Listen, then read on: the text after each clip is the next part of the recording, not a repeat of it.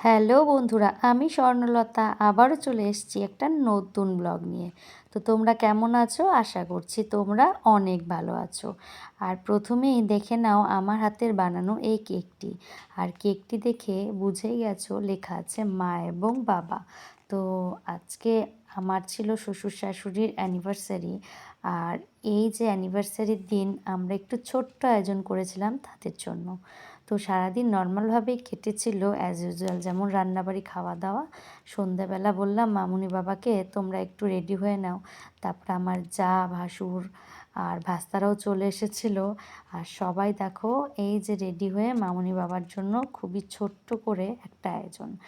আর আমার মানে যা দিদিভাইও জানতো না যে আমি কেক বানিয়েছি, আর আমিও জানতাম না যে দিদিভাই কেক নিয়ে আসছে। তাই ভালোই হলো, দুজনের দুটো কেক কিন্তু সামনেই রেডি ছিল। তারপরে আবার কি, এই নাতি নাতনিদের নিয়ে ৪৭তম বিবাহবার্ষিকী পালন করা হলো। খুবই সামান্য আয়োজন, যাই হোক এটাই একটা সুন্দর মুহূর্ত। তার জন্য তোমাদের সাথে একটু শেয়ার করে নিলাম। সবার বাড়িতেই তো এই মুহূর্তগুলো সেলিব্রেট করা হয়, আর এই মুহূর্তগুলো ফ্রেমবন্দি করে রাখার কিন্তু মজাটাই অন্যরকম, তাই না? তো আমাদের আরেক জায়গায় ইনভাইটও ছিল সেই দিন, তাই সবাই একবারই কিন্তু আমরা রেডি হয়ে এই ছোট্ট সেলিব্রেশনটা করেছিলাম।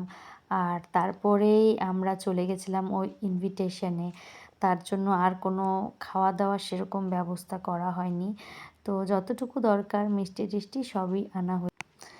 এই একের পর এক সবাই আমরা মামুনিকে আর বাবাকে কেক খাইয়ে দিয়েছিলাম, এবং মামুনি বাবাও কিন্তু আমাদেরকে এবং বাচ্চাদের সবাইকে কিন্তু পরপর কেক খাইয়ে দিচ্ছিল।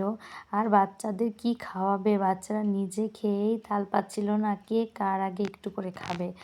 আর এই যে দেখো খুবই মজা হচ্ছিল ব্যাপারটা।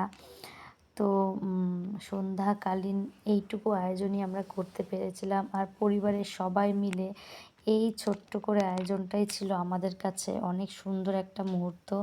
কারণ এই ছোট্ট আয়োজনের মধ্যে দিয়েই সবাই একসাথে হতে পেরেছি এবং সন্ধ্যাটা দারুণ মজা করতে পেরেছি। তারপরে আর কি, তারপরে এভাবেই কিন্তু এবছরে মামুনি আর বাবার বিবাহবার্ষিকীটা কেটে গেল। তোমরা সবাই অনেক উইশ করেছো আমার মা বাবা এবং আমার শ্বশুর শাশুড়ির বিবাহবার্ষিকী একই দিনে। তো মা বাবার কাছে থাকতে পারলাম না, এটার যেমন একটা দুঃখ রয়ে গেল, সেমনই মামুনি আর বাবার সাথে ছিলাম এটারও একটা আনন্দ কিন্তু অনেকটাই। তো এবছর বিবাহবার্ষিকীটা এভাবেই কেটে গেল। আর তোমরা অনেকেই আমার মা বাবা এবং শ্বশুরমশাই শাশুড়ি মাকে শুভেচ্ছা জানিয়ে এসছো আমার ফেসবুকের প্রোফাইলে। তো তাদেরকে অসংখ্য ধন্যবাদ এতটা ভালোবাসা দেওয়ার জন্য, আর সব এত সুন্দরভাবে শুভেচ্ছা জানার জন্য। আজকের ভিডিওটা এই পর্যন্তই, টাটা।